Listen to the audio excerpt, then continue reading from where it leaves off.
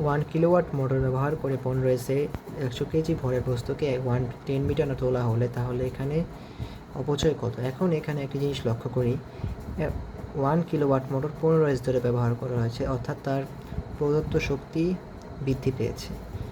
100 KG ভরের বস্তু যেহেতু আমরা যা কাজ করে তার এই কত প্রদত্ত, অর্থাৎ কাজের পরিমাণ কত? কাজের পরিমাণ হলো mgh আমরা জানি। তাহলে আমরা যদি এখানে ব্যবহার করি 100 কেজি ইন্টু 9.8 ইন্টু 10 মিটার, তাহলে আমাদের আসে হলো 9800 জুল। এখন একটা জিনিস লক্ষ্য করি, একটি মোটর যখন প্রদত্ত ক্ষমতা সমতুল্য হয় এবং সে কাজ করে থাকে, যতটুকু কাজ করে থাকে তা থেকে যদি আমরা বিয়োগ দিই তাহলে তার মূলত কী বের হয়? শক্তির অপচয়। তাহলে আমাদের এখানে মূলত শক্তির অপচয় এসেছে, তাহলে আমাদের মোটরের মোট শক্তি করতে হচ্ছে, মানে প্রদত্ত শক্তি বের করতে হবে।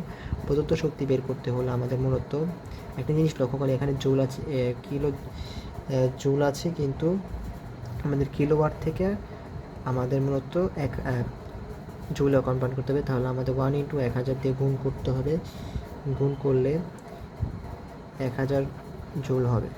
এখন 1000 জুল করলাম, এখন আমাদের কত সময় ধরে কাজ করলো?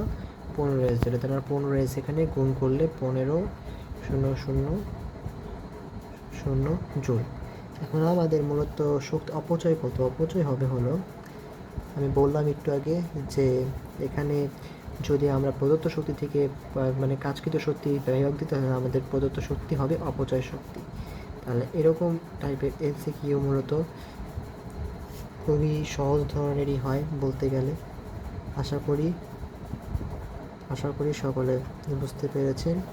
এরকম ধরনের টাইপ ভিত্তিক এমসিকিউ মূলত করলেই আমাদের বোর্ডে 25-25 পাওয়া সম্ভব।